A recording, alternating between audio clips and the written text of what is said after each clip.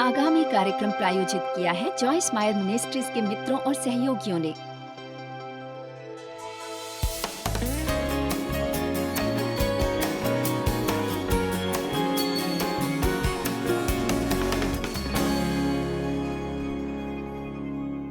बेशक मैं ये नहीं मानती कि हमें शैतान की ओर ज्यादा ध्यान देना चाहिए, परंतु हमें उसे अनदेखा भी नहीं करना चाहिए, क्योंकि वो इस धरती पर जीवित और फल फूल रहा है और उन सब समस्याओं की जड़ है जो आपको है।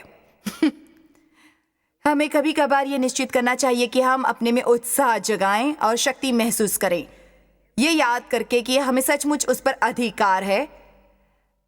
हमें उस अधिकार को स्वीकार कर उसका इस्तेमाल करना है, परंतु मेरे विचार से उससे ज्यादा जरूरी है कि हम समझ जाएं दुश्मन की चालों को, क्योंकि वो धोखेबाज है। ज्यादातर वो अपने काम में लगा रहता है, परंतु अन्य लोग दोषी समझे जाते हैं। असल में किसी को पता नहीं होता कि दोषी कौन है।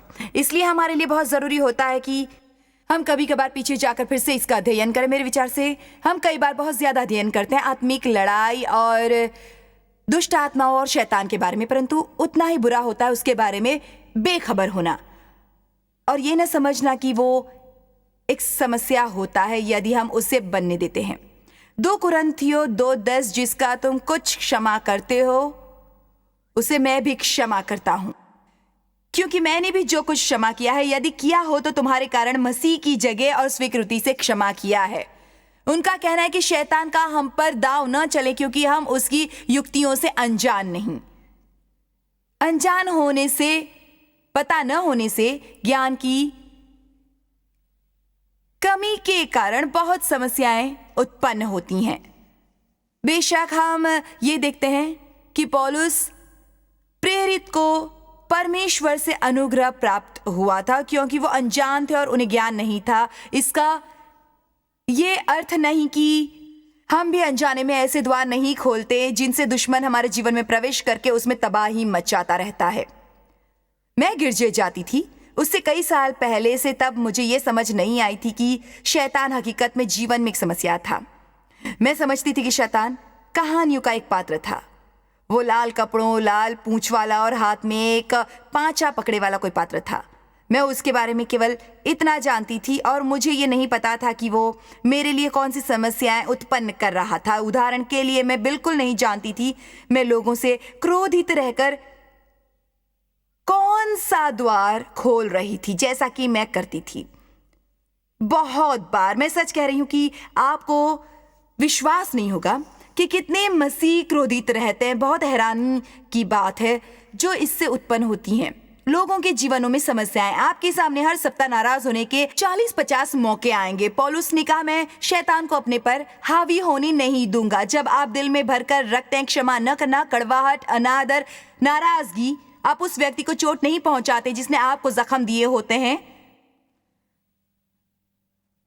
आप अपना बुरा करते हैं और शैतान के लिए एक द्वार खोलते हैं। हमें याद रखना है कि शैतान कपटी है और हमें वो द्वार बंद रखने हैं। पत्रस 5:8 शुरुआत में 1-2 वचन जो नींव रखने में हमारी मदद करेंगे।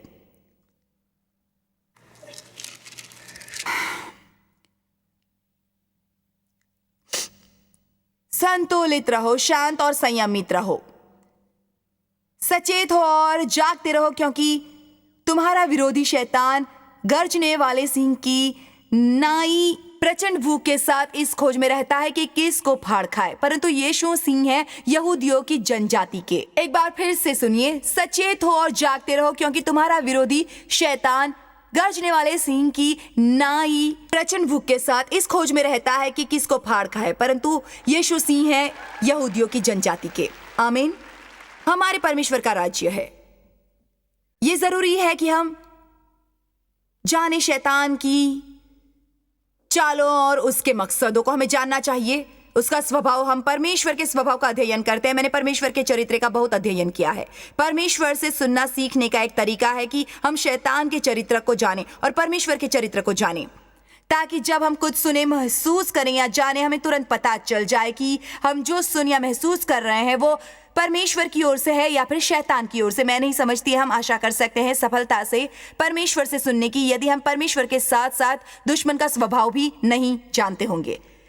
इसलिए 4 ऐसी बातें हैं जिन पर मैं आपके साथ चर्चा करना चाहती हूँ इस सप्ताहांत के दौरान, जो सब चालें हैं शैतान की, और ये वो बातें हैं जो उसके चरित्र और स्वभाव की महत्वपूर्ण बातें हैं जिनके बारे में हमें जानना चाहिए। शैतान एक झूठा है, पहली बात, और धोखेबाज है।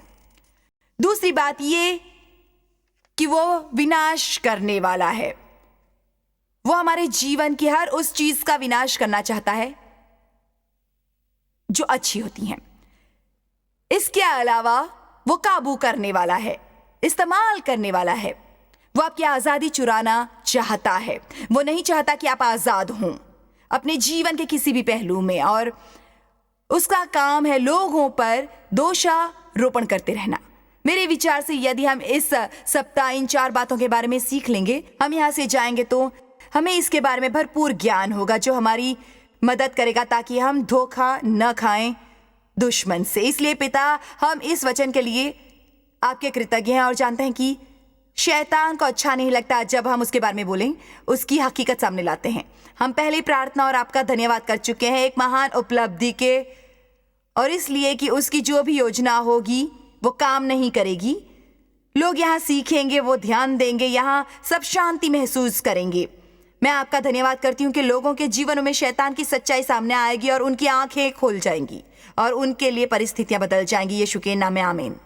देखिए, आपने चाहे उसका जो भी नाम सुना हो, लूसीफर, चोर, दुश्मन, पापी, धोखेबाज, प्रलोभित करने वाला, झूठा, आपके लिए महत्वपूर्ण बात जाननी जरूरी है कि वो केवल एक मकसद से आता है और वो है मारने, चुराने और विनाश करने। यूहन्ना 10:10। अब हर समय मुझसे ये सुनते हैं, मुझे ये पसंद है।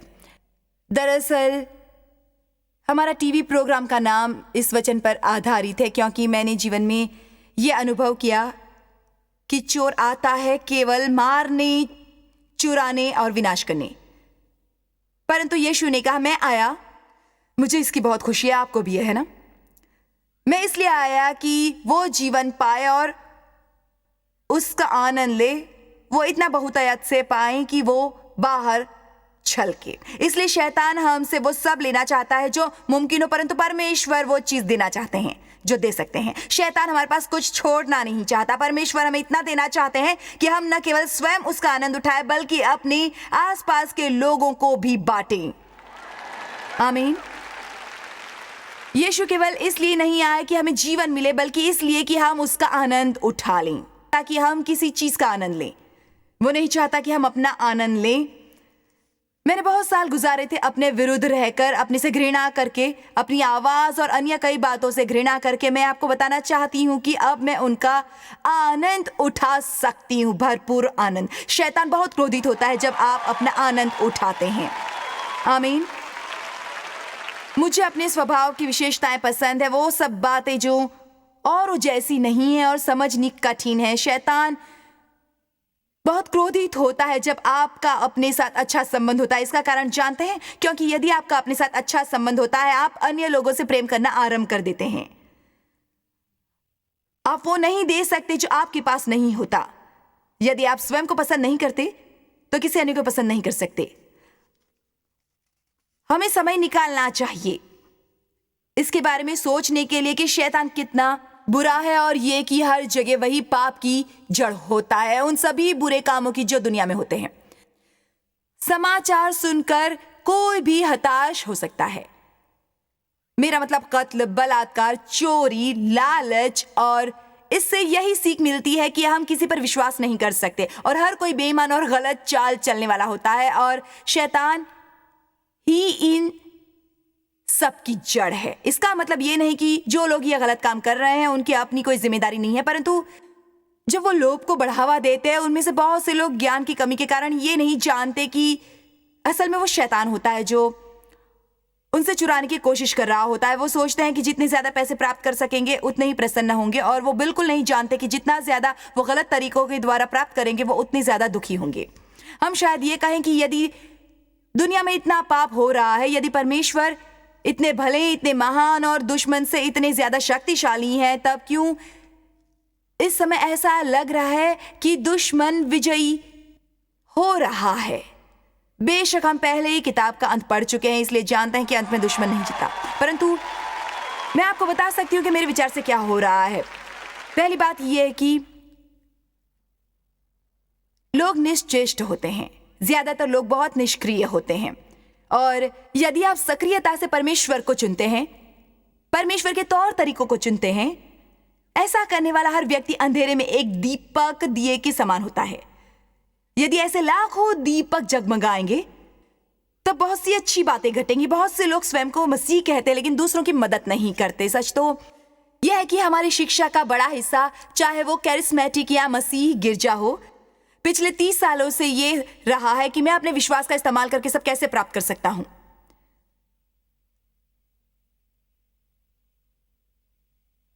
मैं अपनी उपलब्धि कैसे पा सकता हूं, मैं ये कैसे पा सकता हूं, मैं वो कैसे पा सकता हूं। सेवकाई में भी मैं अपनी सेवकाई कैसे बढ़ा सकता हूं, कैसे कैसे कैसे कैसे मैं परमेश्वर ने हमें विश्वास दिया, परंतु वो नहीं चाहते हम इसका इस्तेमाल कुछ गलत करने के लिए करें। वो हमारे जीवनों में काम करना चाहते हैं, हमें स्वस्थ करना और संपूर्ण बनाना चाहते हैं, पर उसके बाद वो चाहते हैं कि हम अपने जीवन गुजारे अन्य लोगों की वो प्राप्त करने में मदद करके जो उन्हें चाहिए। दरअसल मसीह भी बहुत प्रभावशाली तरीके से अपना प्रकाश चमकने नहीं देते, और इसका कारण कई बार ये न समझना होता है कि असली जीवन यही होता है। आप स्वार्थी बनकर प्रसन्न नहीं रह सकते। यदि आज आपने मुझसे कुछ और नहीं सुना, ये सुन ले कि आप स्वार्थी बनकर प्रसन्न नहीं रह सकते। यदि आप प्रसन्न नहीं हैं, शायद आपको दोषारोपण करना बंद करना है अपने साथ ही, अपने बच्चों, अपनी काम कमाई, अपने जीवन, अन्य संगतियों के लिए, अपने अतीत को, वर्तमान को। शायद आपको कहना चाहिए, मैं किसी अन्य की मदद कैसे करूं।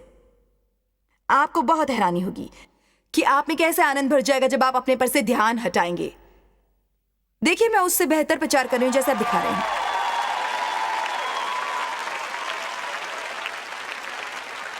यदि दुनिया में काफी प्रकाश पुंज होते और बहुत लोग आक्रामकता से मसीह जीवन शैली जीते होते, प्रेम द्वारा चलते होते, तो दुनिया में वो सब न हो रहा होता जो हो रहा है। पर ऐसा हुआ है कि हम निष्क्रियता से बैठे रहते हैं और कामना करते हैं कि परमेश्वर कुछ करे, हम चाहते हैं कि सरकार कुछ करे, हम केवल इच्छा करते हैं और हमें समझ नहीं आता क्यों कोई कुछ नहीं करता। हम चाहते हैं कि इन्हें, उन्हें और अन्य सभी को कुछ करना चाहिए। मुझे अंत में समझ नहीं आता हमें क्यों नहीं, किसे करना है, हमें करना है।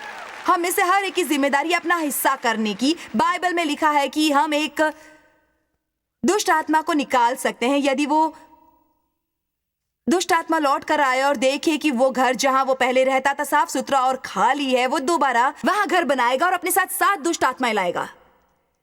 देखिए, ये होता है जब हम निष्क्रिय होते हैं, क्रियाशील नहीं। ऐसा होता है कि यदि हम सभी आक्रामकता से परमेश्वर पर विश्वास करेंगे और हमारा प्रकाश फैलेगा, फिर हमें वो अंधियारा नहीं दिखेगा जो आज दुनिया में फैला है। पर जब लोग कुछ नहीं करते, पाप अधिकार कर लेता है। आप समझ रहे हैं ना? आप समझ रहे हैं? पाप हावी होने लगता है क्योंकि विश्वासी ज्यादा सक्रिय नहीं होते हैं। सप्ताह में एक दिन 45 मिनट के लिए गिरजे जाना काफी नहीं होता। रविवार को गिरजे जाने से आपकी हर समस्या हल नहीं हो जाती है और ना ही दुनिया की सभी समस्याएं हल होती हैं। हमें उसे गिरजे से बाहर ले जाना है। गलियों में, बाजारों में, हमारे स्कूलों में, सरकार में, हमारी नौकरियों में। मैं आशा करती हूं कि मुझे यह विशेष अधिकार मिले कि मैं अपनी बाकी सेवकाई और जीवन अर्पित कर सकूं लोगों को यह सिद्धांत सिखाने के लिए। यीशु ने कहा, एक नई आज्ञा मैं तुम्हें देता हूं कि तुम एक दूसरे से कैसे प्रेम करो जैसे मैंने तुमसे किया है। हमें सीखना है कि इसका क्या अर्थ है। ये केवल बातें नहीं, सिद्धांत नहीं, परंतु इसे बाहर ले जाना है और प्रकाश बनना है एक अंधियारी दुनिया में। मेरी एक बात याद रखिए, जब प्रकाश फैलता है, अंधियारे को गायब होना पड़ता है। अब आपको वो दिखाने के लिए जो मैं बोल रही हूं, मैं चाहती हूं आप समय निकाल कर देखें एक वचन 2 असल में हागे की पुस्तक 2, 12, 13 और हम उन्हें पर्दे पर लगाएंगे। हागे 2, 12, 13। मुझे ये वचन लगते हैं बहुत ज्ञानवर्धक और वो सिखाते हैं एक महान सिद्धांत। एक सवाल पूछा जा रहा था उस मांस के विरुद्ध जो चढ़ाया गया था मूर्तों को। इसलिए ये लिखा है, यदि कोई अपने वस्त्र के आंचल में पवित्र मांस बांधकर, क्योंकि वो बलिदान के तौर पर परमेश्वर को चढ़ाया गया था, उसी आंचल से रोटी या पकाए हुए भोजन या दाख मधु या तेल या किसी प्रकार के भोजन को छुए, तो क्या वो भोजन पवित्र ठहरेगा जो केवल परमेश्वर की सेवा में अर्पित किया गया था? याजकों ने उत्तर दिया, नहीं। मैं चाहती हूं आप ये समझ ले, पवित्रता दूसरों तक नहीं फैलती। देखिए, वो नहीं बन सकते थे पवित्र केवल इसलिए कि उनमें बांधी थी कोई पवित्र चीज। ये एक व्यक्तिगत चुनाव होता है। अब मैं चाहती हूं आप ये समझ लें, आपको बीमारी लग सकती है पर स्वास्थ्य नहीं लग सकता।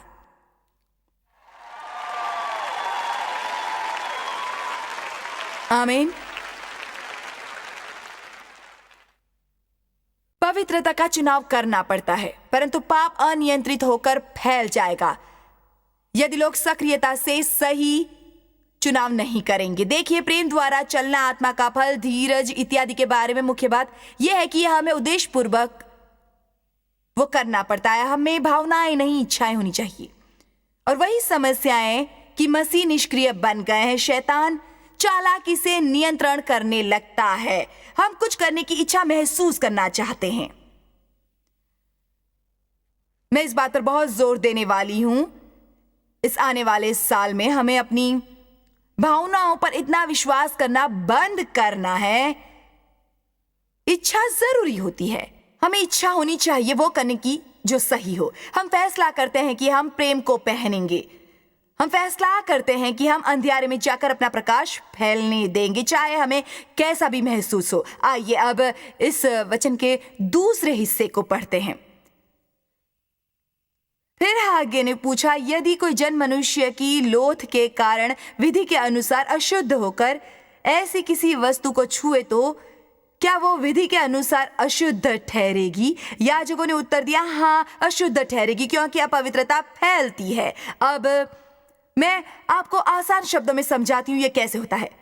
पाप पकड़ सकते हैं यदि हम उसके आसपास निश्चेष्ट होकर पड़े रहते हैं। हम बाहर दुनिया में जाते हैं जहां हर तरह के पाप हैं, और आज दुनिया में बहुत बुरी बातों का अंबार है। और यदि हम आक्रामकता से सही और अच्छे चुनाव नहीं करते और अपने प्रकाश को चमकने नहीं देते, तो याद रखें हम उनके जैसे बन जाएंगे। और अफसोस की बात यह है कि यह रहस्यमय तरीके से नहीं होता, और ना ही एक समय पर इतना थोड़ा होता है कि हम बेखबर होते हैं। मैं ये सोचती हूँ कि हमने इतने समझौते किए हैं आज तक अपने मसीह जीवन में कि मैं नहीं समझती कि लोग अब भी ये जानते हैं कि क्या सही है, क्या गलत है। बुराई भलाई बन गई है और भलाई बुराई बन गई है। लोग ज्यादा से ज्यादा समझौते करते हैं, वो नित नए बहाने बनाते हैं, वो सब मूर्खता के काम करने के लिए जो वो चाहते हैं, जिन्हें करने से परमेश्वर ने वचन में साफ मना किया है। ये जरूरी है कि हमारे मंचों पर से सही संदेश दिए जाए। लोगों को प्रोत्साहित करना बढ़िया होता है, ये कहना बढ़िया होता है कि परमेश्वर चाहते हैं कि वो सफल हो, फले फूले, वो उन्हें चंगा करना और आशीष देना चाहते हैं। जी हाँ, आमीन। मैं इस बात पर विश्वास करती हूँ और हमें प्रोत्साहित करने के लिए वो सब सुनने की जरूरत है। ये जरूरी नहीं कि हर बार गिरजे जाने पर हमारी धुलाई की जाए, परंतु हमें ये भी सुनने की जरूरत है कि परमेश्वर परमेश्वर है और वो जो कहते हैं वो करते हैं। और ये मुमकिन नहीं कि हम जाने क्या सही है और उद्देश्यपूर्वक गलत करने का चुनाव करें और उनसे रक्षा करने की अपेक्षा करें। आमीन। इसलिए हमें सही चुनाव करना आरंभ करना होगा। मैं आपको कुछ बताती हूं, कृपया इसे सुनिए। आप इसका इंतजार मत कीजिए कि पहले कोई अन्य सही चुनाव करे। खबरदार जो कहा कि केवल मैं ही ऐसा क्यों करूं, केवल आप ही क्यों नहीं कर सकते, आप ही क्यों नहीं हो सकते जो नेतृत्व करें धर्म के एक आंदोलन का। आपको क्यों नहीं होना चाहिए वो जो आगे बढ़कर वो करता है जो सही हो और सही चुनाव करता है। आपको अपने नेतृत्व की काबिलियत पर हैरत होगी। लोग ढूंढ रहे हैं कुछ अच्छा, सही और ठोस मार्गदर्शन लेने के लिए। वो राह देख रहे हैं कि हम खड़े होकर अपना स्थान ग्रहण करेंगे। मैं थक गई हूं अविश्वासियों का, मसीहियों का मजाक उड़ाने से। पर कुछ बातों के लिए मैं उन्हें दोष नहीं देती, क्योंकि मेरे विचार से मसीहियत को सीमित नहीं रहना चाहिए एक बम्पर स्टिकर, नकली हीरो से जड़ा क्रूज, एक बड़ी सी बाइबल और टेप रिकॉर्डर तक। आमीन।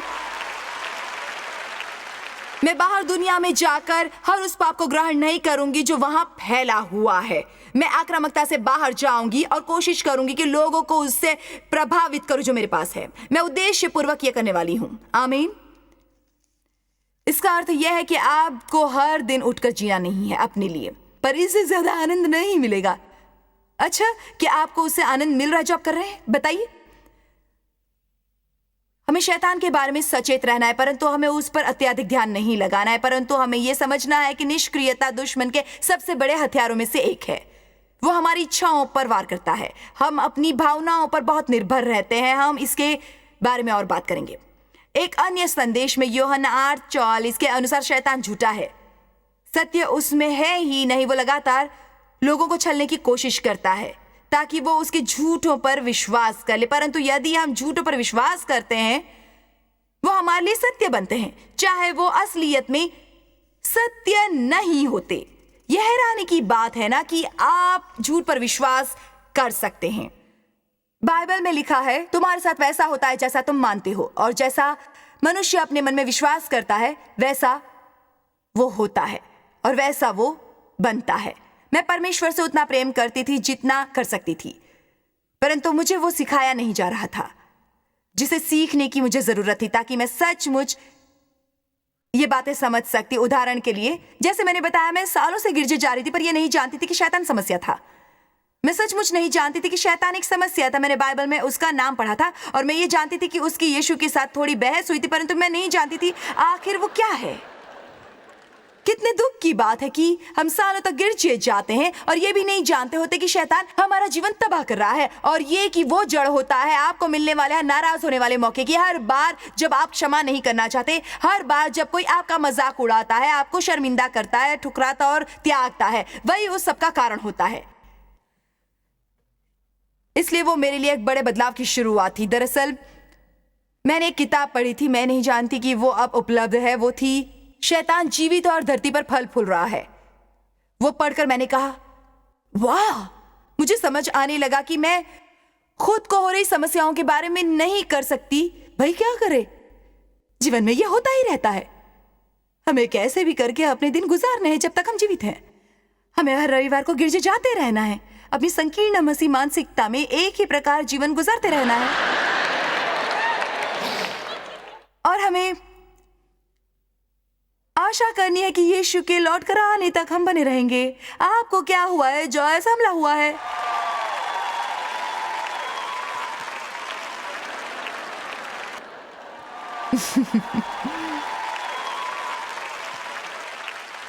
जब मैंने सच में सीखना आरंभ किया, मैं उन वर्षों के कारण क्रोधित हुई जो मैंने गवाए थे। अफसोस की बात है कि लोग हर सप्ताह गिरजे जाते थे परंतु कुछ सुनते ही नहीं थे। सिद्धांतों के अलावा हमें जरूरत है अच्छे शक्तिशाली सिद्धांतों की। मुझे गलत मत समझिए, हमें उनकी जरूरत है। हम उस पर क्यों विश्वास करते हैं जिस पर करते हैं, उसे बाइबल के मुताबिक होना चाहिए। परंतु हमें लोगों को जीवन जीने का तरीका सिखाना है। हमें लोगों को सिखाना है कि कैसे दुनिया में जाकर वो बनना है जो परमेश्वर चाहते हैं हम बने, और सचमुच वो जीवन कैसे प्राप्त करना है जो दिलवाने के लिए यीशु मरे। सबसे बड़ी अफसोस की बात यह होती है कि कोई व्यक्ति सचमुच मानता है कि यीशु उसके लिए मरे और उन्हें अपना मुक्तिदाता स्वीकारता है, परंतु उन्हें कोई विजय नहीं मिलती जब वो यहां धरती पर होते हैं। ये बहुत दुख की बात है। मैं नहीं समझती कि यीशु मरे ताकि हम किसी तरह दिन काटे, जब तक वो लौटकर आकर हमें बचाते नहीं। उन्होंने कहा कि चोर चुराने, घात करने और विनाश करने आता है, परंतु मैं आया ताकि तुम्हें जीवन मिले और तुम उनका आनंद उठाओ और तुम्हें बहुतायत मिले, इतना कि बाहर छलके। चले परमेश्वर की महिमा कीजिए।